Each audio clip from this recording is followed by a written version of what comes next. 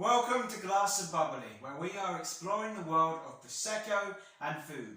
Today we are enjoying Prosecco from Casa Gheller with a Prosecco and raspberry trifle. Prosecco and raspberry trifle, that really does sound good.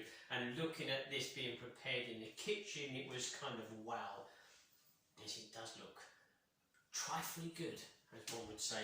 Good. But these were the raspberries. How were the raspberries done? Because I had to take a photo earlier and we were pouring the Prosecco in a bowl with the raspberries. So is that part of it? Yes, well, the way these are made, including the Prosecco, is basically that you soak the raspberries and the sponge fingers in Prosecco.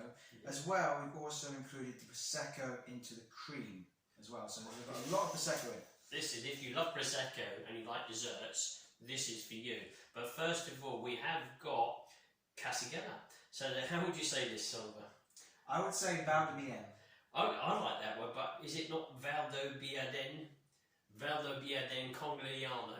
Valdo Biaden. If you know, let us know in the comments. Yes, but I think that's what it's called here, but Prosecco Superiore. So the best areas of Prosecco, the kind of the steep hills, the hand-picked grapes, so the finest quality of Prosecco.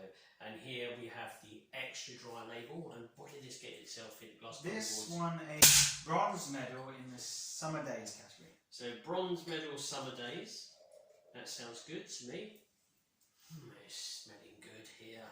So yeah, this should be a good Prosecco to enjoy out in the sun. I think most Proseccos are good to enjoy out in the sun, but this one's been picked out because of the nice fruity flavours, I think. Fruity flavour. What is this? You got your Summer's Days here? Yes, exactly. Summer's Days, I'm sure you've had it as well, but you sit outside, garden or a restaurant or with friends at the bar, pub, should I say, and you have a glass of something out there. Now, for the bubbly side of things, yes, you could have champagne, but there's something about Prosecco. It's a touch under on the alcohol level compared to champagne. It's less intensive, it's more fruity, so it kind of captures that wonderful atmosphere of the garden setting.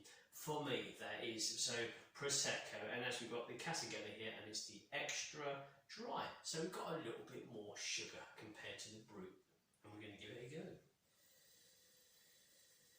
Plenty of fruit flavours on the nose. Golden fruits, pear, got apple, I've got apricot in there, and I've got a good dose of floral too. Yeah, very rich and ripe. Rich and ripe, perfect, Oliver, yeah, I agree. Let's go for the flavour.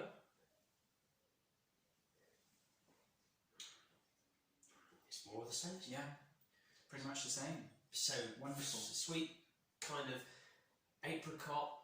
You've got very overripe kind of red apples and green pear. Plenty of sprinkling of lovely floral notes in there as well. Honeysuckle too. Yep. It's really what Prosecco is about for me. It's that glare of grape really pushing forth with its apple, pear and floral notes. So really good flavours. Worth another sip. Yeah, the only thing I would add is I think I get a bit of white pear in there as well. Yep. That's the beauty of it. It is plenty of fruit flavours, so you can pick and choose all those delights from it.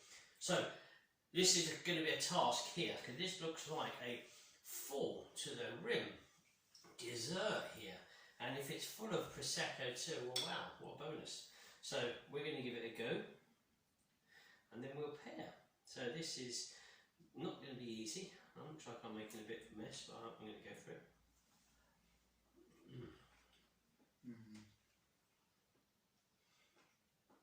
Oh, it's lovely. It really is. But there's a good influence from the Prosecco in there. It's creamy, it's silky. But the Prosecco has also given it some character. Got the fruit flavours. I can get that fruit expression in there. Really, really good. There's those little added bonus fruits that you can spot and you pick out in the dish. And the Prosecco does combine wonderfully. It's not clashing at all. And we're going to give it a pairing. But so that we've already had a pairing because the Prosecco's in here already. Yes. So, now we're adding more Prosecco to it.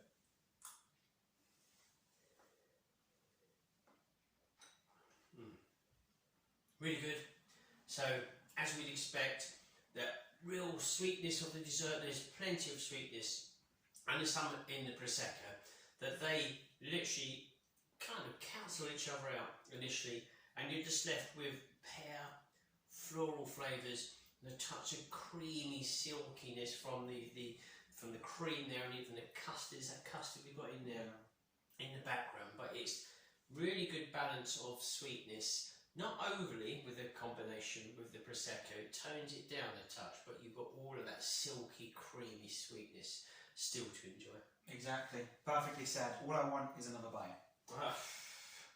This is too good, really, but we've got to stop there. So anyway, thanks for watching this one on Prosecco and soaking and desserts and everything glorified with Prosecco. Until next time. Enjoy the fizz.